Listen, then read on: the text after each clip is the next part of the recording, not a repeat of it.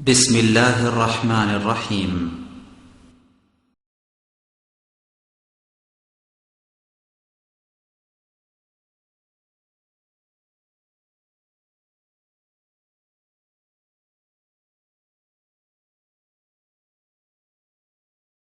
إن الحمد لله نحمده ونستعينه من يهده الله فلا مضل له ومن يضلل فلا هادي له وأشهد أن لا إله إلا الله وحده لا شريك له وأشهد أن محمدا عبده ورسوله أما بعد فإن خير الحديث كتاب الله وخير الهدى هدى محمد صلى الله عليه وسلم وشر الأمور محدثاتها وكل محدثة بدعة وكل بدعة ضلالة وكل ضلالة في النار.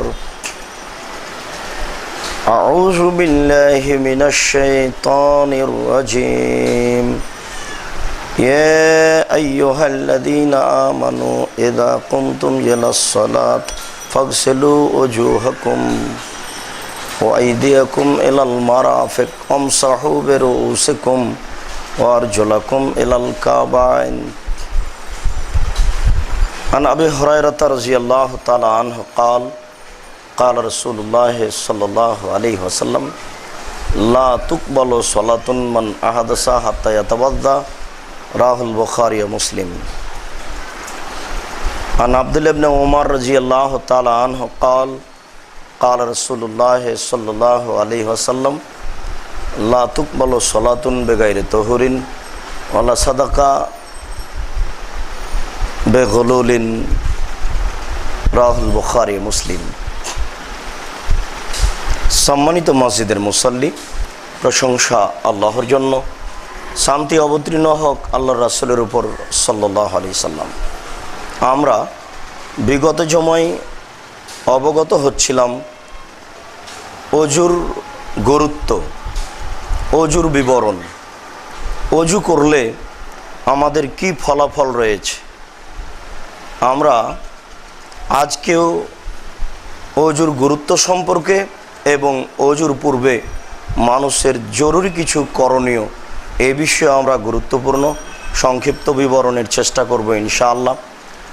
খুতবার শেষ অংশে আপনাদের সাথে আরও দু একটি জরুরি কথা থাকতে পারে। আল্লাহ তাআলা বলেছেন, যখন তোমরা সলাতের ইচ্ছা করবা তখন তোমরা অজু করো, মুখ ধুয়ে নাও আর হাত ধুয়ে নাও কোনই পর্যন্ত, মাথা মাসা করো আর পা ধুয়ে নাও টাকনো পর্যন্ত। এটা আল্লাহ তাআলার বিবরণ পবিত্রতা অর্জন করার ব্যাপারে। পবিত্রতা কিভাবে অর্জন করতে হবে তা রাসূল সাল্লাল্লাহু আলাইহি সাল্লাম বিস্তারিত বলেছেন এবং পবিত্রতা অর্জনের ফলাফলও বলেছেন। পবিত্র অর্জনের ফলাফলের একটি গুরুত্বপূর্ণ অংশ যা আমরা অবগত হচ্ছিলাম, তার একটি অংশ রাসূল সাল্লাল্লাহু আলাইহি ওয়াসাল্লাম বলেন, আনা আউয়ালু মাই ইউজানু লিস-সুজুদি ইয়াউমাল কিয়ামা ওয়া আনা আউয়ালু মাই ইউজানু লির-রাফি মিনাস-সুজুদি। আমি হচ্ছি প্রথম ব্যক্তি যাকে বিচারের মাঠে মানুষ যখন বিপদে পড়ে যাবে তখন সিজদা করতে বলা হবে। আমি হচ্ছি প্রথম ব্যক্তি যাকে বিচারের মাঠে সিজদা করতে বলা হবে। আমি হচ্ছি প্রথম ব্যক্তি যাকে সিজদা থেকে মাথা উঠানোর জন্য বলা হবে। তো আমাকে যখন মাথা উঠানোর জন্য বলা হবে তখন আনজুরু ইলা মা বাইনা ইয়াদাইয়া, তখন আমি আমার সামনের দিকে লক্ষ্য করব। ওয়া আন খালফি মিসলা যালিক, আমি ওই সময় আমার পিছন দিকেও অনুরূপ লক্ষ্য করব। ওয়ান এমিনি মিসলা যালিক, আমার ডান দিকে অনুরূপ লক্ষ্য করব। ওয়ান সেমালি মিসলা যালিক, আমার বাম দিকে অনুরূপ আমি লক্ষ্য করব। এতে আরিফু উম্মতি, আমি আমার উম্মাতদেরকে চিনতে পারবো। সামনে পিছনে ডানে বামে লক্ষ্য করাতে আমি আমার উম্মাতদের চিনতে পারতো। কিলা, তখন রাসূল সাল্লাল্লাহু আলাইহি সাল্লামকে বলা হলো, কাইফা তারিফু উম্মাতাক বিমাইনে নূহ ইলা উম্মাতিক।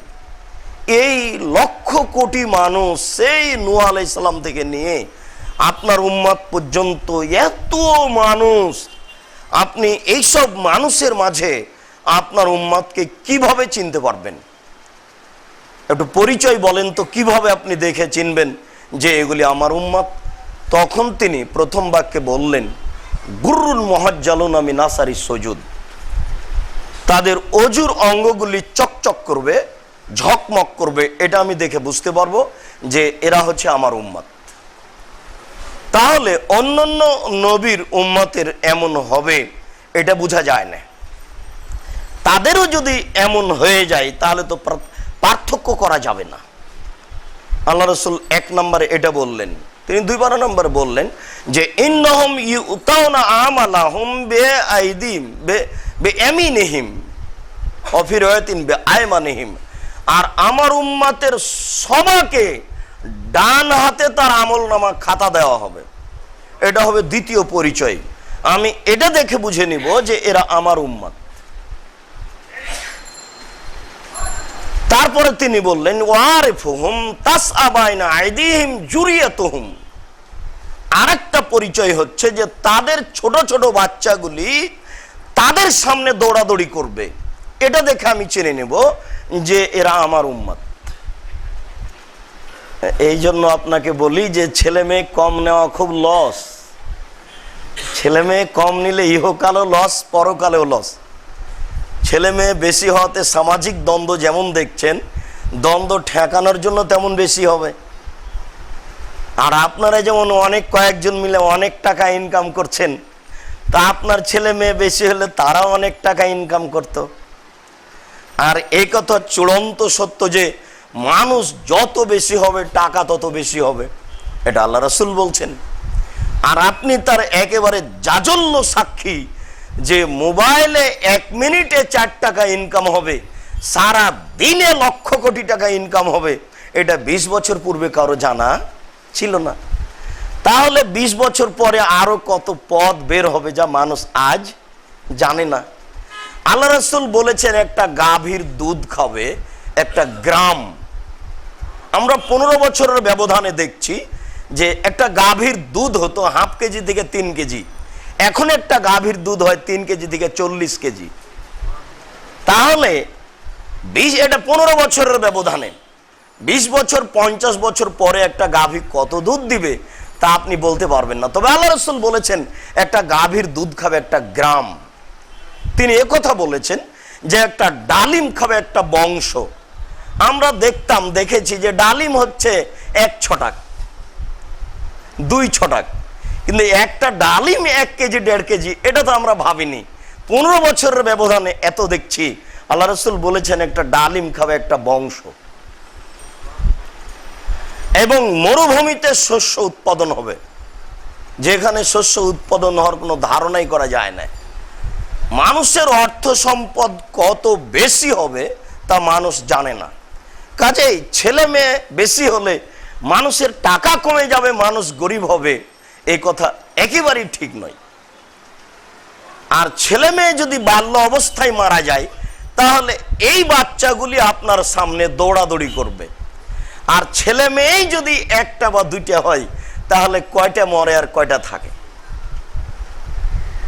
একথা আল্লাহ রাসূল বলছেন যেগুলো বাল্য অবস্থায় মারা যাবে সেইগুলি বিচারের মাঠে পিতার জামা কাপড় ধরে নিয়ে আল্লাহর সামনে বেঁকে বসবে এবং বলবে যতক্ষণ পর্যন্ত আমার পিতা মাতাকে জান্নাতে না দেওয়া হবে ততক্ষণ পর্যন্ত আমরা যাব না। যাব না মানে যাবেই না, যাবেই না। তাহলে এটা আপনার জন্য একটা বড় ফল, বড় সুবিধার দিক। মানুষ তো বুঝে না। রাসূল সাল্লাল্লাহু আলাইহি সাল্লাম বললেন যে নারী যদি 3টি কাজ করতে পারে তাহলে তার জন্য নগদ জান্নাত। 1, বেশি বেশি বাচ্চা দিতে পারে। 2, স্বামীকে ভালোবাসতে পারে। 3, স্বামী যদি কোনো সময় রাগ করে তাহলে হাত ধরে বলে যতক্ষণ পর্যন্ত আপনি খুশি না হবেন ততক্ষণ পর্যন্ত দাঁত দিয়ে কিছু চাবাবো না, এমন দাবি যে করতে পারে তার জন্য নগদ জান্নাত। তার 1 নম্বরই আছে বেশি বেশি বাচ্চা দিতে পারে। তো এখন দুইজনই বাচ্চা ঠেকানোর প্রাণপণে চেষ্টা করছেন, যা ইহকালেও লস, পরকালেও লস। রাসূল সাল্লাল্লাহু আলাইহি ওয়াসাল্লাম বললেন, আমার উম্মতকে আমি চিনতে পারবো তার তিনটি প্রমাণ। এক, অজুর অঙ্গগুলি একবারে ঝকমক ঝকমক করবে। দুই, আমার উম্মতের ডান হাতে খাতা দেওয়া হবে। তিন, তাদের ছোট ছোট বাচ্চাগুলি তাদের সামনে ছুটাছুটি করবে। এই তিনটি পরিচয় আমার উম্মত চিনার, এই তিনটির ভিত্তিতে আমি বিচারের মাঠে আমার উম্মতকে চিনে নিব। অবশ্য তিনি একথাও বলেছেন যে আমি সবার আগে হাউজে কাউসারে উপস্থিত হব, যারা আমার পাশে আসবে তারা হাউজে কাউসারের পানি পান করবে, আর যারা পানি পান করবে তারা কোনোদিন আর পিপাসিত হবে না। সুম্মা লা ইয়ারদান্না আলাইয়া কওমুন, এরপরও বেশ কিছু মানুষ আমার সামনে আসবে, আরেফুহুম ওহুম ইয়ারিফুনানি, আমি তাদের চিনতে পারবো এরা আমার উম্মত, তারাও চিনতে পারবে ইনি আমার নবী, ইনি আমাদের নবী। এই চিনতে চিনতেই আমার মাঝে আর তাদের মাঝে একটা অন্তরাল আড় করা হবে। আমি তখন বলবো, কি ব্যাপার, ইন্নাহু মিন্নি, ওরা তো আমার উম্মত, তো আমার মাঝে আর তাদের মাঝে একটা অন্তরাল দেওয়া হচ্ছে কেন? তখন ফেরেশতারা বলবেন, ইন্নাকা লা তাদরি মা হাদাসু বাদাক, আপনি তো জানেন না আপনার পরে তারা ধর্মের নামে কত কি ঘটিয়েছে। এই কথা ঠিক যে তারা আপনার উম্মত, কিন্তু তারা ধর্মের নামে অনেক কিছু ঘটিয়েছে। তারাই 27 রজব রোজা থেকেছে, অনেক, তার মধ্যে একটা। যারা এইগুলো করবে তারা আপনার সামনে উপস্থিত হবে। তারপরে ফেরেশতারা যখন এই মন্তব্য করবেন তখন আল্লাহ রাসূল বলবেন, সোহকান সোহকান লেমান বাদদালা দিনী, যারা আমার দিনের পরিবর্তন ঘটিয়েছে তারা এখান থেকে সরো, তাদের ধ্বংস। তাহলে তিনি চিনবেন এই কথা ঠিক। তবে এক শ্রেণীর মানুষের উপরে এমন মন্তব্য করবে এই কথাও ঠিক। এখন আমরা অজু করার পূর্বে আমাদের জীবনে করণীয় কিছু জরুরি কাজের দিকে এগিয়ে যাই। তার একটা জরুরি কাজ হচ্ছে নারীদের জন্য ঋতু থেকে পবিত্র হওয়া। নারীরা যদি ঋতুবতী হয় তাহলে ঋতু থেকে তাদের পবিত্র হওয়ার জন্য তাদের প্রথম কাজ অজু করার পূর্বে গোসল করে অজু করবে। উল্লেখ্য যে সে পবিত্র হয়ে গেছে, গোসল না করার পূর্বে আপনি তাদের সাথে মিলামিশায় যেতে পারেন, তবে পবিত্রতা অর্জনের পরে যাবেন, এটাই সুন্দর। তাকে গোসল করতে হবে, গোসল করার পরে অজু করতে হবে। গোসলের বিবরণে আল্লাহ রাসূল বলেছেন যে গোসল করার পরে সে তার লজ্জাস্থানে আতর ব্যবহার করবে। অত্র বিবরণ পেশ করে আপনাদের সামনে জোরালোভাবে এই কথাটিও বলতে চায় যে আমরা যখন থেকে আমাদের জ্ঞান হয়েছে তখন থেকে এদেশের মাটিতে একটা কথা আমরা শুনে আসি যে মহিলারা নখে মেহেদি, হাতের নখে মেহেদি লাগাতে পাবে, তবে পায়ের নখে মেহেদি লাগাতে পাবে না। কেন? রাসূল সাল্লাল্লাহু আলাইহি সাল্লাম দাড়িতে মেহেদি লাগিয়েছেন। তো যেই জিনিস তিনি দাড়িতে লাগিয়েছেন সেই জিনিস নারী পায়ে লাগাবে, এটা কেমন কথা? এই একটা দীর্ঘদিন থেকে আমরা কথা অবগত হয়ে আছি। ঠিক এই কথাটা ওইরূপ, যেমনভাবে আমরা জানি যে পশ্চিম দিকে মুখ পা করে শুইতে হয় না, এটা আমরা যে কিভাবে জানি তা নিজেই জানি না। বিবরণ তো আছেই যে পেশাব পায়খানাতে পশ্চিম দিকে মুখ করা যাবে না, কিন্তু ঘুমানোর ব্যাপারে পশ্চিম দিকে পা করা যাবে না, এইভাবে তো রাসূল কিছু বলেননি। তিনি ঘুমানোর ব্যাপারে সুন্নাত বলেছেন যে ডান কাতে শুইতে হবে, দোয়া পড়ে শুইতে হবে। মাথা কোন দিকে পা কোন দিকে এ ব্যাপারে তিনি কিছু বলেননি। ঠিক ওই কথাটা যেমন একেবারে ধারাবাহিকভাবে অবগতিতে চলে আসছে, এই কথাও তেমন ধারাবাহিকভাবে অবগতিতে চলে আসছে। তো আল্লাহ রাসূল দাড়িতে মেহেদি লাগিয়েছেন এই কথা তো ঠিক, কিন্তু আল্লাহ রাসূল আতর তো দাড়িতেও লাগিয়েছেন। তো নারীদের যে বললেন যে তারা ঋতু থেকে যখন পবিত্র হবে তখন তারা আতর ব্যবহার করবে, তো আতর তো আল্লাহ রাসূল দাড়িতে লাগিয়েছে। বিষয়টি আমি কতদূর আপনার সামনে পেশ করতে পারলাম এবং আপনি অবগত হলেন কি না আপনাকে আমি এই বিবরণ পেশ করে বলতে চাচ্ছি যে ওই কথা মিথ্যে। মহিলারা হাতের নখে তো মেহেদি লাগাবেই, পায়ের নখেও লাগাতে হবে। যেখানে যেখানে মেহেদি লাগালে তাদেরকে সুন্দরী মনে হবে সেখানে লাগাতে হবে। এটাই ধর্মীয় জরুরি ব্যাপার, লাগাতেই হবে। হাতে পায়ে মেহেদি লাগাতেও বাধ্য, যদি না লাগায় আল্লাহ রাসূল তার তীব্র নিন্দা করেছে। এখানে তার পবিত্রতার ব্যাপারে রাসূল সাল্লাল্লাহু আলাইহি সাল্লামের মুখ থেকে যেটা ঊর্ধ্বে সীমা বোঝা যায়, তিনি বলেন তুসল্লি সালাসা ইশরিনা ইয়াওমান ও লাইলাতান ও আরবা ও ইশরিনা লাইলাতান। একজন মহিলা পবিত্র অবস্থায় সালাত আদায় করবে 23 দিন, তাহলে কয়দিন অসুস্থ থাকলো? 7 দিন। একজন মহিলা পবিত্র অবস্থায় সালাত আদায় করবে 24 দিন, তাহলে কয়দিন অপবিত্র থাকলো? 6 দিন। রাসূল সাল্লাল্লাহু আলাইহি সাল্লামের পক্ষ থেকে এ ব্যাপারে একটা চূড়ান্ত হিসাব। 10 দিন যাবত নারী ঋতুবতী থাকবে, এ ব্যাপারে কোনো সহিহ হাদিস নেই। 15 দিন কোন নারী ঋতুবতী থাকবে, এ ব্যাপারে কোনো সহিহ হাদিস নেই। তবে 3 দিনে তার ঋতু ভালো হতে পারে, এ ব্যাপারে সহিহ হাদিস আছে। 1 দিনে তার ঋতু ভালো হতে পারে, এ ব্যাপারে তার সহিহ হাদিস আছে। অত্র বিবরণে সংক্ষিপ্তভাবে জেনে নিলাম যে একজন নারীর ঊর্ধ্বে অপবিত্র থাকার সময় হলো 7 দিন। 7 দিনের বেশি থাকবে না। এ ব্যাপারে তার জন্য জরুরি অবগতি যে প্রথম দিন যে ঋতু হওয়ার পরে যে কয়েকদিন ছিল, এটাই তার চূড়ান্ত হিসাব। এই জন্য তার মাকে এ ব্যাপারে সতর্ক থাকতে হবে। তার মা তার একটা দিনই ব্যাপারে তাকে অবগত করাবে যে এই তোমার ঋতু হওয়ার ব্যাপারে তুমি ঋতুবতী থাকবে, এর সময় হলো মোটামুটি এটা। প্রথম যেটা ছিল এটাই তার, তবে সেটা অবশ্যই 7 দিনের বেশি হবে না। শরীয়ত 7 দিনের বেশি এটাকে নাকচ করেছে, তবে তার আগে ভালো হয়ে যেতে পারে। ঠিক অনুরূপী একজন মহিলার বাচ্চা প্রসব হয়েছে, তার ওই ঋতুবতী তার অপবিত্র থাকার সময় ঊর্ধ্বে টাইম হলো 40 দিন। সবাকেই 40 দিন থাকতে হবে এটা বিবরণ নয়। যখনই সে রক্ত থেকে পবিত্র হয়ে যাবে, 10 দিন পরে হতে পারে, 7 দিন পরে হতে পারে, 20 দিন পরে হতে পারে, যখনই পবিত্রতা অর্জন করবে তখনই তাকে গোসল করে সালাত আদায় করতে হবে। তাকে গোসল করতে হবে এ বিবরণে এখানে আমরা বললাম যে তার সময়সীমা এই। অনেক সময় দেখা যায় যে 3 দিন ঋতু থাকার পরে আবার 5 দিন ভালো থাকলো, আবার রক্ত দেখা দিল, এমন তাদের হতে পারে। এটা হয়েই যায়, তখন ধরতে হবে এটা ইস্তেহাজা, রক্তজনিত রোগ। সেটাই তার হিসাব হবে। প্রথম দিনের যে হিসাব ছিল তখন ওই প্রতি মাসে ও একটা হিসাব করে 7 দিন ঊর্ধ্বে বা প্রথম দিন যাত্রা যেটা ছিল সেটা চূড়ান্ত মেনে নেওয়ার পরে বাকি দিনগুলি রক্ত থাকলেও তাকে সালাত আদায় করতে হবে।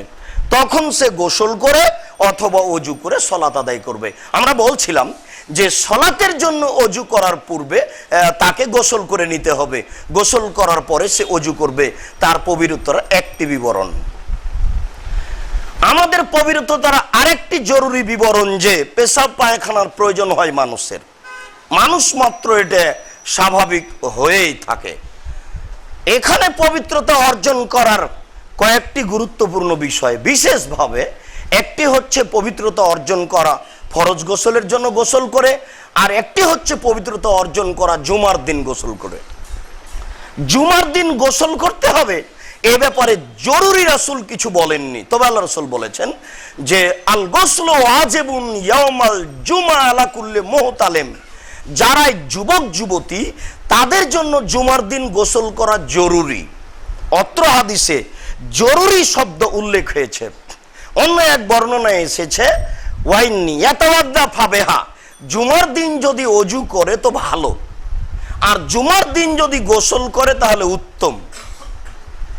আমরা বিগত দিনে জেনেছিলাম যে নিজে গোসল করলো, স্ত্রীকে গোসল করালো, তারপর ভালো উত্তম পবিত্র পোশাক পরলো, তারপরে গায়ে আতর লাগালো সম্ভবপর, এরপরে পায়ে হেঁটে মসজিদে গেল, আর কারো কাঁদড়ি গিয়ে সামনে গেল না, ইমামের খুতবা শুনলো, এরপরে ইমামের সাথে সালাত আদায় করলো, তাহলে তার প্রত্যেক পদক্ষেপ সমান, 1 বছর সিয়াম থেকে যা নেকি হয় তাই হবে। প্রত্যেক পদক্ষেপ সমান, 1 বছর তাহাজ্জুদ পড়ে যা নেকি হয় তাই হবে। এখানে আমরা এই বিবরণে বুঝতে চাচ্ছি যে জুমার দিন গোসল করা কি জরুরি? জি না, জুমার দিন গোসল করা জরুরি নয়। জরুরি সময়টা ছিল ওই সময়তে যে রাসূল সাল্লাল্লাহু আলাইহি সাল্লামের সঙ্গী সাথীরা যারা কাজের মানুষ ছিল, সৌদি আরবের আবহাওয়া খুব গরম, তারা মাঠে কাজ করতে যেত, এরপরে গোসলের প্রতি তারা অত ভ্রুক্ষেপ করতো না। এখনো পাকিস্তানিরা 2 মাস 2.5 মাস গোসল করে না, 15 দিন 20 দিন গোসল করে না। এই আচরণ তাদের আগে থেকেই আছে। তো তারা গোসল করা খুব একটা প্রয়োজন মনে করতো না। তখন মাঠ থেকে কাজ করে এই মসজিদে এসে ঢুকতো, আর একবারে ছাদটা একবারে নিকটে, সূর্য একবারে মাথার উপরে ধরে নিতে হবে। শরীর তখন ঘেমে যেত, গন্ধ করত, আরেকজন কষ্ট পেত। পরিস্থিতি দেখে আল্লাহ রাসূল গোসলের বিষয়টি জরুরি করেছে, যদি এমনটি হয় তাহলে। তাছাড়া জুমার দিন গোসল জরুরি এ কথা নয়। জুমার দিন গোসল করা ভালো, নিজে করলো, স্ত্রীকে করালো বা নিজে করে আসলো, জুমার দিন গোসল করা ভালো। এরপরে ফরজ গোসল, জরুরি ভিত্তিতে ফরজ গোসল করতে হবে, এ কথাই ঠিক, যদি আপনার শরীর ঠিক থাকে তাহলে। আয়েশা রাদিয়াল্লাহু তাআলা আনহার বিবরণে বোঝা যায়, তিনি বলেন যে কানান নবী সাল্লাল্লাহু আলাইহি সাল্লাম ইগতাসিল, আল্লাহ রাসূল ফরজ গোসল করতেন। ফাবাদা ফাগাসালা ইয়াদাইহি, তিনি যখন গোসল আরম্ভ করতেন ফরজ গোসল, তখন তিনি আগে হাত ধুয়ে নিতেন।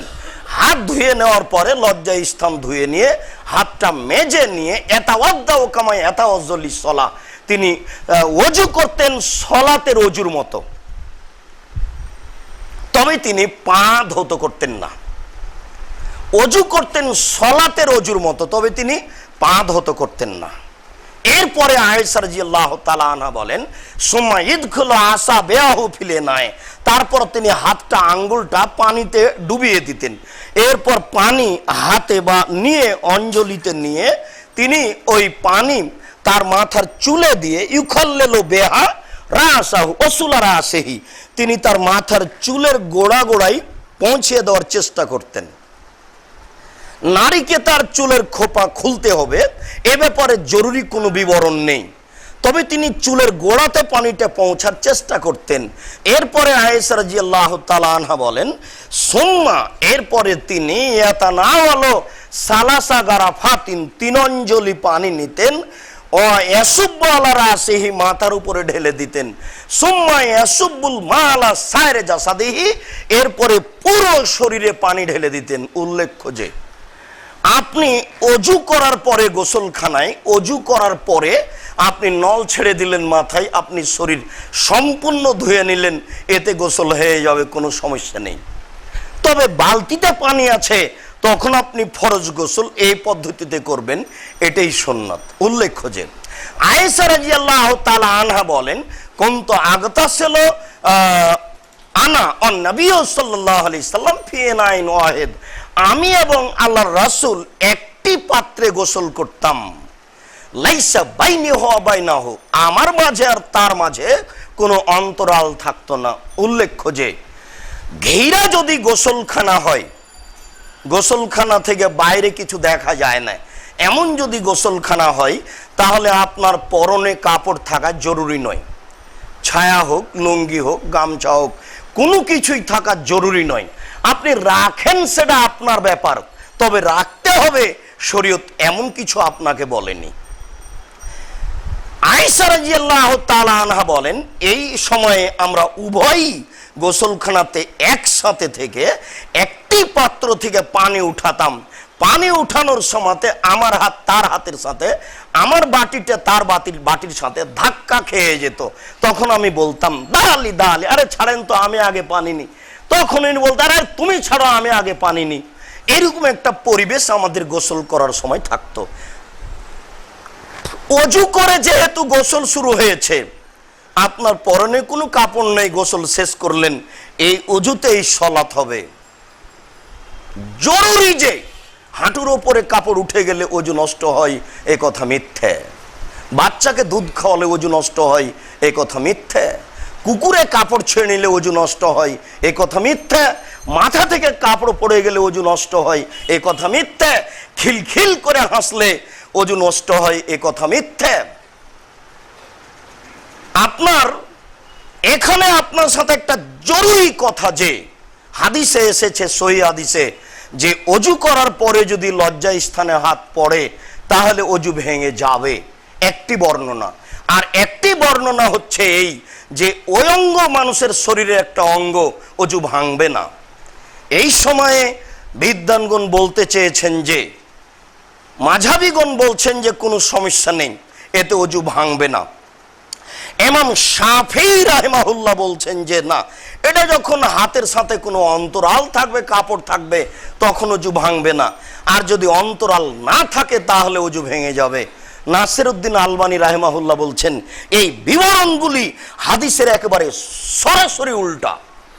অজু ভেঙে যাওয়ার কোনো প্রশ্নই আসে না যদি কোনো মানুষ তার লজ্জা স্থান স্পর্শ করে উত্তেজনা অবস্থায়, তখন যদি মাঝি মানি চলে আসে অজু ভেঙে যাবে, এছাড়া তার অজু ভাঙবে না। রাত দিন আল্লাহ রাসূল আয়েশা রাদিয়াল্লাহু তাআলা আনহা এইভাবে অজু করে গোসল করে সালাত আদায় করতেন, পরে আর অজু করতেন না।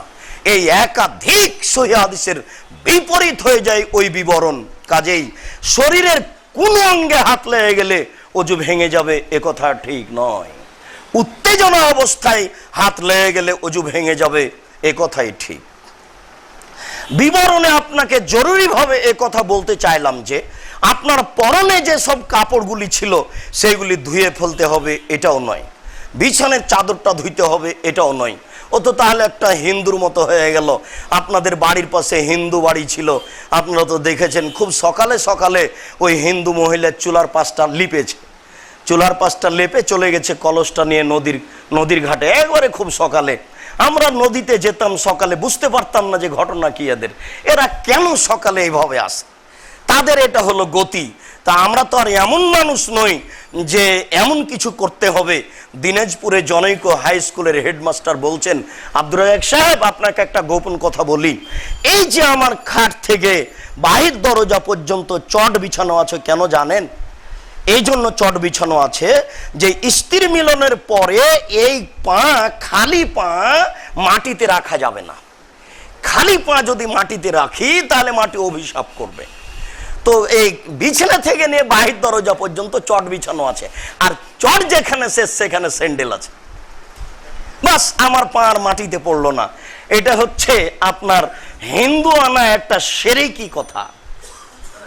এই বিষয়ে খুব সতর্ক সাবধান। যে রাজশাহী বাগমারার জনৈক ডাক্তার সাহেব বলছেন যে আব্দুর রাজ্জাক সাহেব, আমরা স্বামী স্ত্রী, একজন গোসল করতে যায় আর একজন আসি, এরকম সময়ে যদি কারো শরীরে লেগে যায় তাহলে গোসল বাতিল, আবার করতে হবে। আয়েশা রাদিয়াল্লাহু তাআলা আনহা বলেন যে আমি গোসল করিনি, আল্লাহ রাসূল করে আমার শরীরের সাথে শরীর লাগিয়ে শুয়ে থাকতেন, তখন তিনি গরম অনুভব করতেন আমার শরীরের মাধ্যমে, তখন তাদের আপনার গোসল ভাঙলো না। আর দেখেন কেমন খারাপ আকিদে, উল্টো আকিদে। এখানে আপনাকে জরুরিভাবে বলছি যে আয়েশা রাদিয়াল্লাহু তাআলা আনহা বলেন, রাসূলের লুঙ্গিতে কাপড়ে যদি শুক্রকীট লেগে যেত, তাজা হয়ে আছে, তাহলে আমি হাত দিয়ে পানি দিয়ে ওই জায়গাটুকু ধুয়ে দিতাম। এবার তিনি মসজিদে সালাত আদায় করতে যেতেন, আমি লক্ষ্য করতাম কাপড়ে ওই যে জায়গাটা ধুয়ে দিয়েছি সেই জায়গাটা এখনো একটু চিহ্ন বহন করে। আবার তিনি বলেন যে যখন তার শরীরের কাপড় চোপড়ের এই শুক্রকীট শুকিয়ে যেত, তখন আমি আর পানি দিয়ে ধুইতাম না, আহুক্কহু, আমি হাত দিয়ে এটা ডলে দিতাম। শুক্রকীট যদি শুকিয়ে যায় তাহলে হাত দিয়ে ডলে দিলেই সেটা পবিত্র হয়ে গেল। ওই মাদুরকে ধুইতে হবে, ওই চাদর ধুইতে হবে, পরনের কাপড় ধুইতে হবে, শাড়ি ধুইতে হবে। এগুলো হচ্ছে কুসংস্কার, হিন্দুদের নীতি। এসবগুলো থেকে সাবধান থাকতে হবে, বিরত থাকতে হবে। রাসূল সাল্লাল্লাহু আলাইহি সাল্লাম পদ্ধতিকে সহজ করেছেন, কিন্তু আপনি ভুল বুঝে পরিবেশ পরিস্থিতিকে আরো কঠিন করে দিয়েছেন। পবিত্রতার অংশে আরো আপনাকে বলতে চাই, আবু হুরায়রা রাদিয়াল্লাহু তাআলা আনহু বলেন, রাসূল সাল্লাল্লাহু আলাইহি ওয়াসাল্লাম বলেছেন, এই যা দাখালা আহাদুকুমুল খালা, যখন তোমাদের কোনো ব্যক্তি পেশাব পায়খানায় যাবে, ফালইয়াকুল, সে যেন বলে, আল্লাহুম্মা ইন্নী আউযু বিকা মিনাল খুবুস ওয়াল খাবায়েস, আমি পরিত্রাণ চাচ্ছি অপবিত্র জিন এবং জিন্নি থেকে। অন্য এক বর্ণনায় রাসূল সাল্লাল্লাহু আলাইহি সাল্লাম বলেন, যখন কোনো ব্যক্তি তার পেশাব পায়খানায় প্রবেশ করবে, তখন সে যদি বলে বিসমিল্লাহ, তাহলে শয়তানের চোখ এবং এই ব্যক্তির লজ্জা স্থান, এই দুইয়ের মাঝে একটা অন্তরাল হয়ে যাবে, ও দেখতে পাবে না। দুই হাদিসের বিবরণ এই যে, আপনি বিসমিল্লাহ আল্লাহুম্মা ইন্নী আউযু বিকা মিনাল খুবুসি ওয়াল খাবায়েস, প্রথমে বিসমিল্লাহ লাগিয়ে যদি এই দোয়া পড়েন, তাহলে শয়তান ক্ষতি করা তো দূরের কথা, দেখতেই পাবে না। আর যদি বিসমিল্লাহ না বলেন, শয়তান দেখতে পাবে লজ্জা স্থান, কিন্তু ক্ষতি করতে পারবে না। এই জন্য বিসমিল্লাহ সহ এই দোয়াটি পড়া আমার আপনার জন্য একটি জরুরি ব্যাপার। রাসূল সাল্লাল্লাহু আলাইহি সাল্লামের পক্ষ থেকে আমরা যে দোয়া মুখস্থ করেছি আগে থেকে, আলহামদুলিল্লাহিল্লাযী আযহাবা আনিল আযা ওয়া আফানি, এই দোয়া চলবে না। এই হাদিস নিতান্তই যঈফ। আপনি পেশাব পায়খানা থেকে ফিরে আসার সময়তে বলবেন গোফরানাকা, তাহলে আপনি পবিত্রতা অর্জন করলেন। এটাই রাসূল সাল্লাল্লাহু আলাইহি সাল্লামের নীতি। পবিত্রতা অর্জন করার ব্যাপারে আমার আপনার সাথে জরুরি কথা যে, সালমান রাদিয়াল্লাহু তাআলা আনহু বলেন, নাহানা রাসূলুল্লাহ সাল্লাল্লাহু আলাইহি সাল্লাম আন নাস্তানজিয়া বিল ইয়ামিন, আল্লাহ রাসূল আমাদেরকে ডান হাতে ইস্তেঞ্জা করতে, পেশাব পায়খানা থেকে পবিত্রতা অর্জন করার ব্যাপারে ডান হাত ব্যবহার করতে নিষেধ করেছেন। আওয়ান নাস্তানজিয়া বে আকাল্লা মিন হাজারিন, 3 ঢেলের কমে পবিত্রতা অর্জন করতে নিষেধ করেছেন। আওয়ান নাস্তানজিয়া বে তামিন আও আজমিন, খাদ্য দিয়ে পবিত্রতা অর্জন করতে নিষেধ করেছেন এবং হাড় দ্বারা পবিত্রতা অর্জন করতে নিষেধ করেছেন। অফিরাতিন বে রৌসিন, গোবর দ্বারা পবিত্রতা অর্জন করতে নিষেধ করেছেন। তাহলে হাড়, গোবর এবং খাদ্য, এই 3টি দ্বারা পবিত্রতা অর্জন করা যাবে না। পবিত্রতা অর্জন করার ব্যাপারে একাধিক সহিহ হাদিস দ্বারা যা প্রমাণিত হয় যে, তা হচ্ছে আপনার পানি দিয়ে পবিত্রতা অর্জন করতে হবে। যদি পানি না থাকে, তাহলে ঢেল বা টিস্যু পেপার দিয়ে পবিত্রতা অর্জন করতে হবে। পবিত্রতা অর্জনের এই 2টি মাধ্যম। উল্লেখ্য যে, পবিত্রতা অর্জন যখন আমি পানি দিয়ে করছি, আল্লাহ রাসূল বলছেন পানি দিয়ে পবিত্রতা অর্জন করার পরে হাতটা মাটি দিয়ে অথবা সাবান দিয়ে আপনি মেজে পরিষ্কার করে নেন। তবে সাবান দিয়ে ওভাবে পরিষ্কার হবে কিনা, মাটি দিয়ে মাজলে তার ভিতরে আর কোনো জীবাণু থাকবে না বলেই হাদিসে উল্লেখ হয়েছে। সাবান দিয়ে পবিত্রতা অর্জন করা যায়, এতে নিষেধাজ্ঞার কিছু নেই। যদি পানি না থাকে, তাহলে ঢেল বা টিস্যু পেপার ব্যবহার করতে হবে পবিত্রতা অর্জনের জন্য। কিন্তু ঢেল নিয়ে 40 কদম হাঁটতে হবে, এটা হলো একটা নোংরামি কাজ। তারপরে পায়ের উপরে পা উঠাতে হবে, এটা হলো একটা বেহায়াই কাজ। এবং গলাতে আওয়াজ করতে হবে, এটা একবারে বড় ধরনের বেহায়াই। আগে ঢেল, টিস্যু পেপার, পরে পানি, এটা শরীয়ত বহির্ভূত কাজ, শরীয়তকে অপমান করা। আগে ঢেল, টিস্যু পেপার, তারপরে পানি, এটা হলো রাসূলকে অপমান করা। রাসূলের সুন্নাত হচ্ছে এটাই যে আপনি পানি দ্বারা পবিত্রতা অর্জন করুন। যখন পানি নেই, তখন ঢেল বা টিস্যু পেপার দ্বারা পবিত্রতা অর্জন করুন। ঢেল নিয়ে 40 কদম হাঁটতে হবে, একবারে নেহায়াত একটা বেহায়াই কাজ। পায়ের উপরে পা উঠাতে হবে, এটা একটা নোংরা জঘন্য কাজ। এটা শরীয়ত কোনো মতেই মেনে নেবে না। যদিচ এখানে একটা বোকামি কথা তাকে বলা যেতে পারে যে, ও যে 40 কদম হেঁটে বেড়াচ্ছে পবিত্রতা অর্জনের জন্য, তো ওকে পবিত্রতা অর্জন করা লাগে, তার বউকে লাগে না? তার বউ কবে হাঁটে, কোথায় হাঁটে তার বউ? আশ্চর্য। ঠিক এই ভাগটা ওরকম হয়ে গেছে যে ওরা বলছে যে পুরুষ বুকে নাভির নিচে হাত বাঁধবে আর নারী বুকের উপরে হাত বাঁধবে। আরে আশ্চর্য, এই ভাগ করলেন কি করে আপনি? নারী পুরুষ সবাই নাভির নিচে হাত বাঁধুক, দলিল হাদিস জয়ীফ। নারী পুরুষ সবাই বুকের উপরে হাত বাঁধুক, দলিল হাদিস সহিহ। তা আপনি এক ভাগ গ্রহণ করেন, কিন্তু পুরুষ নিচে আর নারী উপরে, এরকম ভাগ পৃথিবীতে কোনো জাল ভুয়া হাদিসও নেই। এই কথাটা যেমন একেবারে একটা মিথ্যা, শরীয়তকে অমান্য করা একটা কর্ম, ঠিক তেমনিও পবিত্রতা অর্জনের জন্য ভাগ করে নিয়েছে, স্ত্রীকে এ কাজ সুযোগ দেয়নি। এটা হচ্ছে একটা শরীয়তের মিথ্যে গতি, যা শরীয়ত গ্রহণ করতে পারে না, কখনো নয়, কখনো নয়। এ ব্যাপারে সকল মুসল্লিকে বিশেষভাবে সতর্ক সাবধান করা হচ্ছে। আল্লাহ আমাদের বুঝ দান করুক। আল্লাহুম্মা আমিন। আল্লাহুম্মা সাল্লি আলা।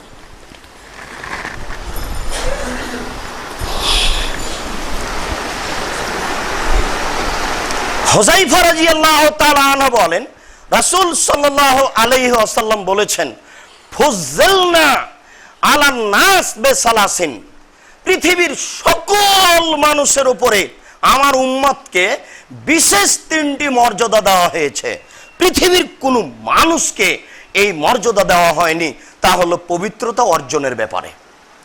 আমার উম্মতকে বিশেষ 3টি মর্যাদা দেওয়া হয়েছে, পৃথিবীর কোনো মানুষকে এই মর্যাদা দেওয়া হয়নি। তার একটা হচ্ছে এই যে সুফুফানাকা সুফুফিল মালায়েকা, আমরা যে সারিবদ্ধ হয়ে দাঁড়াই বসি, এটা হলো ফেরেশতার বসা। এইরকম বসা কারো ছিল না। যদিচ কেন জানি আপনি যখন বলছি তখন পর্যন্ত মনে আছে, এখন আর নেই। মসজিদের কোনো পুরুষ মুসল্লি, নারী মুসল্লি এটা দাম দিতে চাচ্ছে না। অথচ আল্লাহ রাসূল বলছেন যে আমার উম্মতের সারিবদ্ধ হয়ে বসে থাকা, দাঁড়িয়ে থাকা, এটা কাদের মতো? ফেরেশতাদের মতো। তাহলে আপনি নিশ্চিত বুঝে নেন যে ফেরেশতার সারিবদ্ধ আগে পিছে হয় না, 19-20 হয় না। তারপরে তিনি বলছেন, জয়লাত লানাল আরজু কুল্লুহা মসজিদ, সারা পৃথিবী আমার জন্য মসজিদ।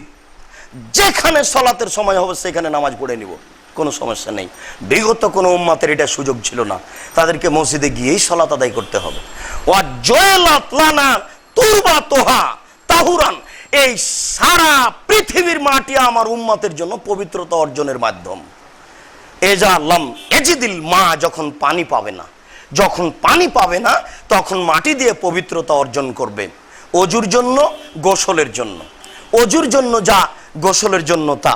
বিসমিল্লাহ বলে হাত দুটি একবার মারবেন, বিসমিল্লাহ। এরপরে হাত দুটি মারার পরে ডান হাত বাম হাতের কবজির উপরে ঘোরাবেন। এরপরে আপনি মুখের উপর দিয়ে ঘুরিয়ে নেবেন। এই হলো মাসা। এটা হলো প্রথম বিবরণ। দ্বিতীয় বিবরণ এভাবে এসেছে, বিসমিল্লাহ বলে মাটির উপরে মারলেন, এরপরে এভাবে একটু ফোঁক দিলেন হাতের ওই তালুর সামনে, এরপরে আপনি হাত দুটি মুখের উপরে লাগিয়ে দিলেন। মুখের উপরে লাগিয়ে দেওয়ার পরে ডান হাত বাম হাতের কবজির উপরে ঘোরালেন, তারপর বাম হাতের কবজি ডান হাতের কবজির উপরে ঘোরালেন। এ হলো মাসা। অবশ্যই জরুরিভাবে আপনাকে 2বার মাসা করা থেকে, 2বার মারা থেকে বেঁচে থাকতে হবে। 2বার মারার হাদিস ঠিক নয়, বুঝাতে পারলাম না মনে হয়। মাসা করার জন্য মাটিতে 2বার মারতে হবে, এই নীতি বাতিল, এই নীতি চলবে না। মাসা করার জন্য পবিত্রতা অর্জন গোসলেরও হতে পারে, অজুরও হতে পারে, 2বার মাটিতে মারতে হবে, এই নীতি বাতিল। আলী রাদিয়াল্লাহু তাআলা আনহু বলেন, লাউকানা দ্বীন আলা রায় লাকানা আসফালুল খুফে আওলা বিল মাসে মিন আলাহু। যদি ধর্ম মানুষের মতামতের উপরে হতো, যদি ধর্ম মানুষের মতামতের উপরে হতো, তাহলে মোজা মাসাটা পায়ের নিচের দিকে হতো। কেন? ধুলাবালি পায়ের নিচে লাগে। মোজা মাসা যদি মানুষের মতামতের উপরে হতো, তাহলে ওই মাসা করা বিষয়টি পায়ের তালার দিকে হতো। কিন্তু পায়ের তালা মাসা করা হয় না, উপরটা মাসা করা হয়। তাহলে ধর্ম মানুষের নীতির উপরে নয়।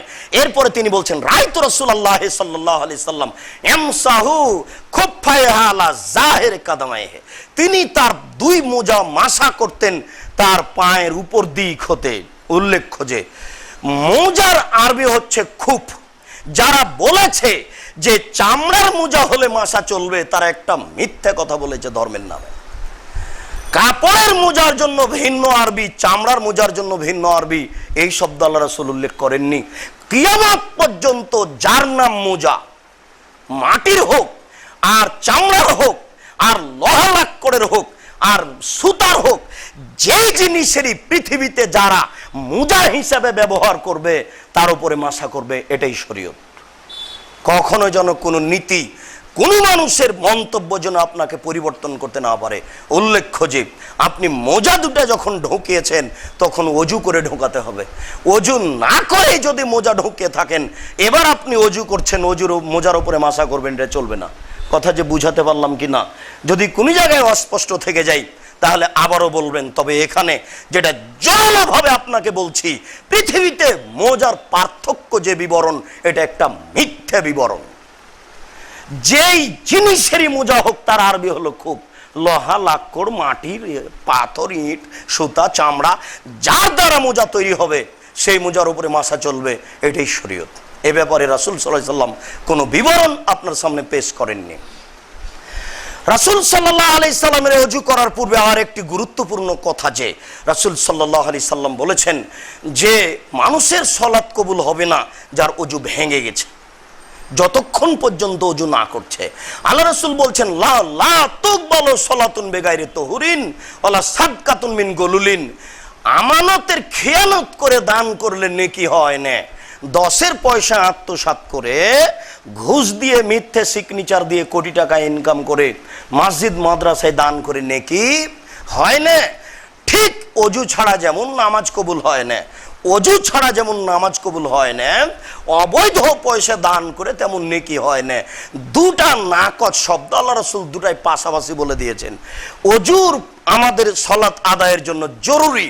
তো এর পূর্বে আপনার কাছে জরুরি একটি কথা, রাসূল সাল্লাল্লাহু আলাইহি সাল্লাম বলছেন, লাউলা আশুক্কালা উম্মতি লা আমারতু মায়াতাখারা বিল ইসায়ে অবিসওয়াকে ইনদা কুল্লি সালাতিন। আমি যদি আমার উম্মতের উপরে ভারী না মনে করতাম তাহলে আমি এশার সালাতকে দেরি করে আদায় করতে বলতাম। সবাইকে বলতাম এই রাত 12টায় সালাত আদায় করো, 11টায় একটার সময় এশার সালাত আদায় করো, কিন্তু এটা আমার উম্মতের উপরে ভারী হয়ে যাবে, এই জন্য এটা আমি বলছি না। রাসূল সাল্লাল্লাহু আলাইহি সাল্লাম বলছেন, আমার উম্মতের উপরে যদি আমি ভারী না মনে করতাম তাহলে প্রত্যেক সালাতের সময় মেসাক করার জন্য আদেশ করে দিতাম। আদেশ করাই হলো, আপনি না করলে পাপই হবেন না এটুকু শিথিল। তাছাড়া আপনাকে বলা হলো যে আপনি পারলে প্রত্যেক ওযুর সময় দাঁত পরিষ্কার করেন, এটাই জরুরি ব্যাপার। দাঁত পরিষ্কার করে ওযু করলে 27 গুণ নেকি বেশি হবে, এ কথা মিথ্যে। মেশাক করে ওযু করলে নেকি বেশি হবে, এ কথা মিথ্যে। পাগড়ি বেঁধে নামাজ পড়ালে নেকি বেশি হবে, এই কথা মিথ্যে। পাগড়ি বেঁধে নামাজ পড়ালে নেকি বেশি হবে ব্যাপারে যত হাদিস আছে সব জাল, সব মানুষের বানানো। ঠিক মেশাক করে ওযু করলে নেকি বেশি হবে এ ব্যাপারে যত হাদিস আছে সব জাল, মানুষের বানানো। রাসূল সাল্লাল্লাহু আলাইহি সাল্লাম বলছেন যে প্রত্যেক নবীর বৈশিষ্ট্য 10টা ছিল। সকল নবীর বৈশিষ্ট্য 10টা। 1, মোচ কেটে ফেলতে হবে, ব্লেড ব্যবহার করা যাবে না। 2, এ ফল্লাহা, দাড়ি বড় করতে হবে, ছোট করাও বড় পাপ, চেঁচে ফেলাও বড় পাপ। 3, আসওয়াক, মেসওয়াক করতে হবে, এটা নবীদের বৈশিষ্ট্য। 4, অলিস্তেনশাক, নাকে পানি দিয়ে নাক ঝাড়তে হবে। 5, কুলি করতে হবে। 6, গসল বারাজেম, অজু গোসলের সময়তে নখগুলো ভালো করে ধৌত করতে হবে। 7, নাক ফুলে বেতে বগলের লোম উঠিয়ে ফেলতে হবে। জনৈক মুসল্লি একদিন খুব ক্ষেপে আমার সামনে বলছিলেন যে আপনি বলেছেন যে উঠিয়ে ফেলতে হবে, উঠিয়ে ফেলা তখন কষ্টকর। আল্লাহ রাসূল বলেছেন উঠিয়ে ফেলার কথা, আপনার সামনে আমি এটাই পেশ করলাম। কিভাবে আপনি করবেন সেটা আপনার ব্যাপার। যদি আপনি আগে থেকে অভ্যাসী হতেন তাহলে এই কষ্টকর বিষয়টি আসতো না। নারী পুরুষের একই হুকুম, নারী পুরুষ সবাকেই বগলের লোম উঠিয়ে ফেলতে হবে। ওয়াহালাকুল আনাফ, নিচের লোম পরিষ্কার করতে হবে ঊর্ধ্বে টান 40 দিন। কি দিয়ে পরিষ্কার করতে হবে এই কথা আল্লাহ রাসূল বলেননি, যা দিয়ে সম্ভব, যেভাবে সম্ভব। 40 দিন পার হলে পুরুষ ও নারী গুনাহগার হবে, এ কথাই ঠিক। আমরা রাজশাহী চাঁপাইনবাবগঞ্জের মানুষ মুখে মুখে শুনেছি যে নারীরা যদি ব্লেড ব্যবহার করে তাহলে তার খাটলি উঠে না, এটা একটা মিথ্যা কথা। এটা একবারে ধর্মের নামে অনেক বহু মিথ্যা কথা আছে, তার এটা একটা মিথ্যা কথা। পুরুষ ও নারীকে পরিষ্কার পরিচ্ছন্নতার পথ অবলম্বন করতে হবে ঊর্ধ্বে টাইম 40 দিন, যেভাবে সম্ভব, যা দিয়ে সম্ভব। পবিত্রতা অর্জনের ব্যাপারে আপনার সামনে গুরুত্বপূর্ণ অংশ পেশ করার পরে আজকের জন্য সংক্ষিপ্ত 2-1টি কথা, যে কোনো অংশে যদি ছুটে যায় পরবর্তীতে বললে আমরা আপনার সামনে বিষয়টি আরও স্পষ্ট করার চেষ্টা করব ইনশাআল্লাহুল আজিজ। আজকের জন্য জরুরি সংক্ষিপ্ত কথা যে আপনি মনে রাখবেন, বর্তমান সময়ে ইসলামকে এবং মুসলিমকে, আল্লাহ রাসূলকে তীব্রভাবে গালি দেওয়ার এবং রাসূলের চরিত্রের তীব্র নিন্দা করার যে মানুষ দেখছেন, এটা আজকের চরিত্র নয়, এটা চিরদিনের চরিত্র। আপনাকে এটা কথায় মেনে নিতে হবে যে আল্লাহ বলছেন আদ সামুদ এবং ফেরাউনের মতো বদ মানুষ আমি কিয়ামত পর্যন্ত আর কোনোদিন সৃষ্টি করব না। লাম ইউখলাক মিসলহা ফিল বিলাদ। পৃথিবীর কোন দেশে, পৃথিবীর কোন জায়গাতে আদ এবং সামুদের চেয়ে এবং ফেরাউনের চেয়ে বদ মানুষ আমি কিয়ামত পর্যন্ত সৃষ্টি করব না। তাহলে আপনাকে বুঝে নিতে হবে যে তারা সমকালীন তাদের নবীর উপরে নোংরা ভাষা সহ যা সম্ভব তাই আচরণ করেছে। একেবারে পা ধরে রশি বেঁধে দিয়ে রাস্তায় টেনেছে আর পিটিয়েছে, পিটাতে পিটাতে পিটাতে এক পর্যায়ে ছেড়ে দিয়েছে।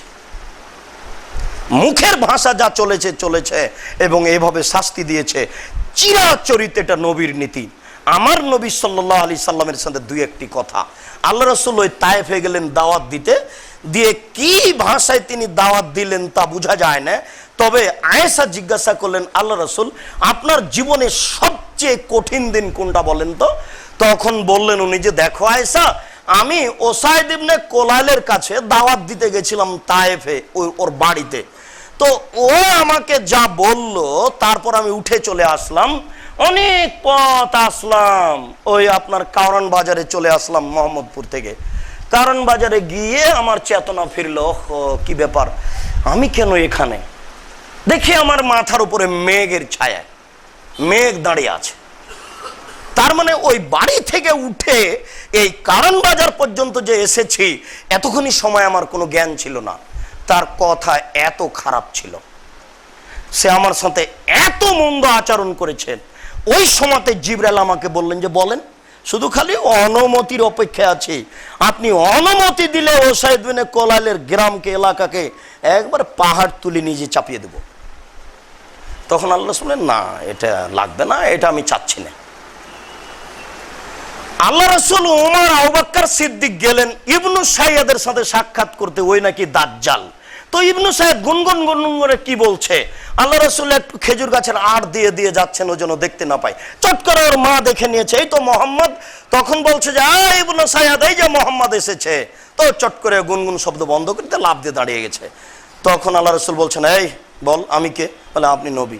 তা আপনি বলেন তো আমি কে? তখন আল্লাহ রাসূল বলছে, তুই কে? তোকে আর আবার কি বলবো? তো বলছে, আমিও রাসূল। তোর কাছে কি আছে? সত্য মিথ্যা সবই আছে, সর, এটা তুই মিথ্যা কথা বলছিস।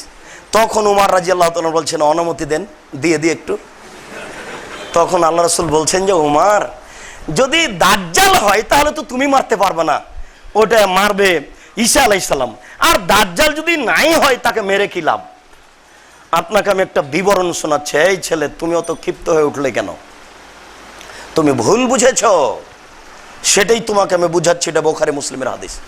একটা লোক রাসূলের সামনে এসে বলছেন যে, আপনি ইনসাফ করেন, আপনি বেইনসাফ করে জনগণের টাকা ভাগ করছেন আপনি।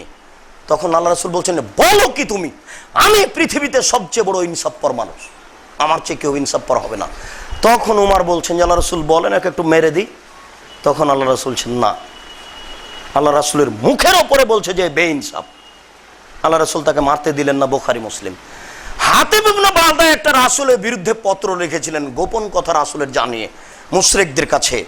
তখন আল্লাহ রাসূলকে জিবরাইল বললেন যে, আল্লাহ রাসূল একটা পত্র কিন্তু একজন বৃদ্ধা নিয়ে যাচ্ছে, আপনি খবর নেন।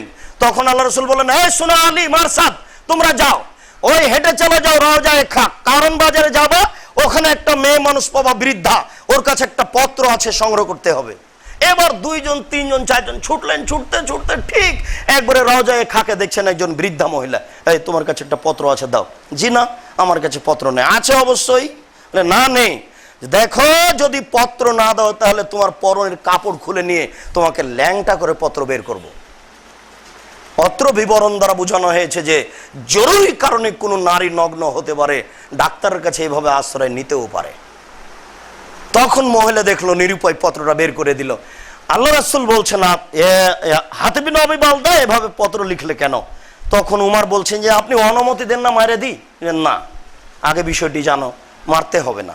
সব বুখারী মুসলিমের বিবরণ। একজন লোক এসে বলছে, আল্লাহ রাসূল, আপনাকে আমার বাড়ির গোলাম খুব গালি দেয়, খুব গালি দেয়, আমার মনটা খারাপ হয়ে গিয়ে একবার তোর পেটের উপরে ছুরি চালিয়ে দিয়েছি, ওকে মেরে ফেলেছি। তো আল্লাহ রাসূল নাজায়েজ হলো এই কাজ তেমন তিনি বললেন না, তবে তিনি তাকে উদ্বুদ্ধ করলেন না যে তুমি একটা ভালো কাজ করেছো, এবং এ কথাও তিনি বললেন না যে তাহলে এরকম মানুষকে হত্যা করতে হবে, তবে তিনি নাকচ করেননি। এই জন্য বোঝা যাচ্ছে যে এমন মানুষকে যদি মুসলিম শাসক শাস্তি দিতে পারে সালমান রুশদির মতো, তাহলে তাকে হত্যা করতে হবে, হত্যা করা যায়। কিন্তু তার ব্যাপারে প্রতিকার কি, এটা আপনার সাথে কথা। আবু হুরায়রা বলছেন যে আমার মা আপনাকে রাত দিন গালি দেয়, একটু আপনি দোয়া করেন তো। আবু হুরায়রা তার মাকে মারেনি বলে প্রমাণ হচ্ছে দোয়া করার জন্য বললেন, বুখারী মুসলিম। এতগুলি বিবরণ পেশ করে আপনাকে বলতে চাচ্ছি, আপনার চিন্তা চেতনা কি ভুল হচ্ছে? আপনার চিন্তা চেতনা শরীয়তের দৃষ্টিতে ভুল হচ্ছে। শুনুন, মানুষের অন্যায় ঠেকানোর দুটি পথ। স্বৈরাচারী শাসক হবে চিরদিন, এ কথাই ঠিক। শাসকের চোখ নাই, শাসক যে প্রতি বছর যায় হজ করতে, উমরা করতে, দেখতে পায় না? কিসের হজ, কিসের উমরা, কাকে দেখাতে চাচ্ছেন আপনি এগুলি? धर्म की राजशाही चांपाईनबाबगंज हवाई लड्डू, दोनों हाथ में लड्डू है, जो चाहे उसको खा ले, जो चाहे उसको छोड़ दे। इच्छा मतो अपनी हज करबे ना और उमरा करबे ना और आल्लाह कबुल करे नेबेन, कारो चोखे पड़े ना। आल्लाह रसूल के এইভাবে বলা হচ্ছে আর আপনি চুপ করে বসে আছেন কেন? কেন থাকবেন? তোমাদের আমাদের কর্মসূচি কি? শুনুন, এইভাবে মিছিল বের করা, যেখানে গুলি হবে, যেখানে লাঠি চার্জ হবে, এটা শরীয়ত অনুমোদন করে না। অন্যায় ঠেকানোর দুইটা পথ, একটা হলো বক্তব্যের বৈঠক। সারা বাংলাদেশের জেলায় জেলায় আলেম ওলামাদের পক্ষ থেকে, সচেতন শিক্ষিত মানুষের পক্ষ থেকে এর তীব্র নিন্দায় বৈঠক করতে হবে এবং মিডিয়ায় দিতে হবে, পত্রিকায় এবং চ্যানেলে, সারা পৃথিবীতে চ্যানেলে এই কথা জানাতে হবে এবং প্রত্যেকটা পত্রিকায় আপনার কলমে এটা আসবে। এটা হচ্ছে শরীয়ত প্রমাণ। রাসূল সাল্লাল্লাহু আলাইহি সাল্লাম প্রেসিডেন্ট হেরাক্লিয়াসের কাছে পত্র দিলেন, তাকে দাওয়াত দিচ্ছেন পত্র দেওয়ার। হেরাক্লিয়াস রাসূলের পত্র গ্রহণ করেনি। রাসূল সাল্লাল্লাহু আলাইহি সাল্লাম পত্র দিয়েছিলেন পারভেজ কায়সার, খসরু পারভেজ, ইরানের প্রেসিডেন্টকে। ইরানের প্রেসিডেন্ট পত্রটা পাওয়ার সাথে সাথে, বাহ মোহাম্মদের সাহস কত গো, এই কথা বলে পত্রকে একবারে ছিঁড়ে টুকরা টুকরা করেছিলেন। পত্রের 5 পয়সা দাম দেয়নি। তো এই পদ্ধতি আপনাকে অবলম্বন করতে হবে। চিরদিনই অন্যায় থাকবে, একই অন্যায়, এরপরে আরো অন্যায় বেশি হবে। যত দিন যাবে তত মানুষ আগাছায় পরিণত হবে। যারা নেতৃত্ব দিবে তারা হবে ইতর শ্রেণীর মানুষ, তারা হবে আগাছা। ওরাই তো বিলের ধারে গামছা পরে খালি পায়ে ছাগল চড়ায়, তো তারাই তো নেতা। আল্লাহ রাসূল বলছেন ও হচ্ছে একেবারে ইতর শ্রেণীর, নিম্ন শ্রেণীর মানুষ। ও হচ্ছে গাইবান্ধা, রংপুর, গোবিন্দগঞ্জের ভাষায় বেন্যার বাচ্চা। ও হচ্ছে রাজশাহী, চাঁপাইনবাবগঞ্জের ভাষায় ছোট লোকের বাচ্চা। আপনি কল্যাণের আশা করছেন কি করে? আপনি আশ্চর্য। আল্লাহর রাসূল বলছেন এই কথা, নেতৃত্ব দিবে আগাছা। আল্লাহর রাসূল বলছেন নেতৃত্ব দিবে ইতর শ্রেণীর মানুষ। আল্লাহর রাসূল বলছেন যে নেতৃত্ব দিবে কয়েকদিন আগে বিলের ধারে পুকুর পাড়ে গামছা পরে খালি পায়ে ছাগল চড়াতো, ওই হবে নেতা। আপনি তার চাইতে পারেন নবীর কল্যাণ, ধর্মের কল্যাণ, সে উল্টা পথে চলবে, এই কথাই ঠিক। ও যখন উল্টা পথে চলবে তখন আপনি তার পথে পা দিবেন, এই কথা ঠিক নয়। গণতন্ত্রকে যদি মাওলানা দেলোয়ার হোসেন সাঈদী না মেনে নিত, তাহলে আজকে তার ছবির উপরে মানুষ স্যান্ডেল মারতো না। যে লোকটা স্যান্ডেল মেরেছে ওই তাকে দাওয়াত দিয়ে বক্তব্য শুনেছে, ওর বাড়িতে উনি দাওয়াত খেয়েছেন, আপনাকে প্রমাণ দিতে হবে। আমি তার পক্ষের মানুষ নয়, আপনাকে কথা বলে রাখলাম। গণতন্ত্রই সবচেয়ে খারাপ। গণতন্ত্রের পরিণতি এটা, গণতন্ত্রের একটা প্রহসন, তাছাড়া কিছু নয়। পৃথিবীতে সবচেয়ে ন্যাক্কারজনক, নোংরা, জঘন্য, বর্বর কাজ হচ্ছে গণতন্ত্র। এর চেয়ে খারাপ কোনো কাজ পৃথিবীতে বর্তমানে নেই। অতএব যুবক দল, সম্মানিত দিনী ভাই বোন, আপনাদেরকে খুতবার শেষে গত জুমায় সতর্ক করেছি, ফিরে আসতে হবে এই পথ থেকে। এই পথ রাসূলের নয়। রাসূলের পথ হচ্ছে তুমি পারলে মিডিয়া দখল করো, যেমন জাকির নায়েক সারা পৃথিবীর মানুষকে কাট করে দিয়েছে। সব মিডিয়াতে আপনি এই কথা বলেন এটা ঠিক নয়, প্রত্যেকটা পত্রিকা বলেন আপনি এই কথা ঠিক নয়, প্রত্যেকটা যে দেশে জেলা ভিত্তিক শহরে বক্তব্য দিয়ে আপনি বলেন এর তীব্র নিন্দা করি। কিন্তু রাস্তায় নেমে গেলেন এইভাবে যে এখানে গুলি হবে, লাঠিচার্জ হবে, জীবন যাবে মানুষের, এই পথ রাসূলের কোনো দিনই নয়। কোনো সাহাবী করেননি, কোনো তাবি করেননি, কোনো যুগে করা হয়নি। এটা পদ্ধতি ঠিক নয়। এটা হলো গণতন্ত্রের পদ্ধতি। গণতন্ত্রের পদ্ধতি ইসলাম গ্রহণ করে না। আপনি শরীয়ত ঠেকাতে চাচ্ছেন কেন? আমার হাতে জিম্মেদারি দেওয়া হয়েছে। কেউ যদি আজকে বাংলাদেশের লোক 3 নম্বর শ্রেণীর বোকা শ্রেণীর লোক যদি বলে যে কোরআন মাজিদের আয়াতের পরিবর্তন করতে হবে, তাহলে হয়ে গেল আশ্চর্য। সারা পৃথিবীর মানুষ যদি বলে কোরআনের আয়াত পরিবর্তন করতে হবে, 5 পয়সা দাম নাই। এই চাপে নবনের ভাষাতে যে কলা দেখায় না, ওই কথার এই কলা দাম নাই, 5 পয়সা দাম নাই। কিয়ামত পর্যন্ত সারা পৃথিবীর মানুষ যদি বলে কোরআনের আয়াতের পরিবর্তন করতে হবে, হবে না। কেন? ওটা রক্ষা কে করেন? আল্লাহ করেন। তবে প্রত্যেক অন্যায়কারীকে ঠেকানোর জন্য আল্লাহ ব্যবস্থা করেন, ওটা সময়ের ব্যাপার। সময় হলে মানুষ ঠেকে যাবে। তাই তো আপনাকে বলি আমি যে পৃথিবীতে মানুষের নিরুপায় রয়েছে। কে যদি দেখতে চান তাহলে দেখেন খুলনার অঘোষিত সম্রাট এরশাদ সিকদার টাকা দিয়ে নিজেকে ঠেকাতে পারেনি। যদি আপনি দেখতে চান দেখেন একবারে সারা দেশের প্রেসিডেন্ট সাদ্দাম রাতে রাতে দেশ দখল করে নিতে পারে, ক্ষমতা দিয়ে নিজেকে রক্ষা করতে পারেননি। আপনার দেশও তার জাজল্য প্রমাণ। কয়দিন আগে যারা ছিল আজ তারা নেই। এখন মনে হচ্ছে এই বাংলাদেশের গাছপালা, মাটি, নারী, পুরুষ সবাই আওয়ামী লীগ, এমন মনে হচ্ছে না? কিছুদিন পরে এটা থাকবে না, কোনো দিন থাকে না, চিরদিন থাকবে না। আপনাকে এটা মেনে নিতে হবে। এই দেশের মাটিতে মোগলেরা ছিল 750 বছর, আজ নেই। এই দেশের মাটিতে ইংরেজ ছিল 190 বছর, আজ নেই। এই দেশের মাটিতে পাকিস্তানিরা ছিল 24 বছর, আজ নেই। এটা পৃথিবীর গতি। আজ যার ক্ষমতা আছে কালকে থাকবে না। আপনি রাসূলের গতিতে আগান সম্মানিত দিনী ভাই। রাসূলের গতিতে আপনাকে আগানোর জন্য, রাসূলের বৈশিষ্ট্য অনুযায়ী সামনে চলার জন্য আপনার নিকটে বিনীত অনুরোধ রেখে পবিত্রতার বিষয়ে যা বললাম সেগুলি লক্ষ্য করার অনুরোধ রেখে বলছি, আল্লাহ, আমরা মানুষ, আমরা ভুল ত্রুটির ঊর্ধ্বে নই। আমাদের বুঝো ভুল ত্রুটির ঊর্ধ্বে নয়। আমরা কোনো জায়গাতে বুঝেও ভুল করতেও পারি। তো তুমি বড় দয়াশীল, তুমি বড় ক্ষমাশীল। তোমার দরবারে আমরা বিনয়ের সাথে বলি, আমাদের যারা মারা গেছে তুমি তাদের ক্ষমা করো। আমরা যারা অসুস্থ তুমি তাদের আরোগ্য দান করো। আমরা যদি কোনো কথা বুঝতে ভুল করে বলে থাকি তাহলে সেটা তুমি ক্ষমা করো। আমরা তোমার কাছে যেটা চাচ্ছি তুমি সে অনুযায়ী আমাদের চলার তৌফিক দান করো। তুমি আমাদেরকে তোমার রাসূলের পদ্ধতি অনুযায়ী চলার তৌফিক দান করো। এ দাবি, এ দেওয়া তোমার দরবারে রেখে আজকের জুমার সংক্ষিপ্ত খুতবা এখানে শেষ করলাম। সাল্লাল্লাহু আলাইহি।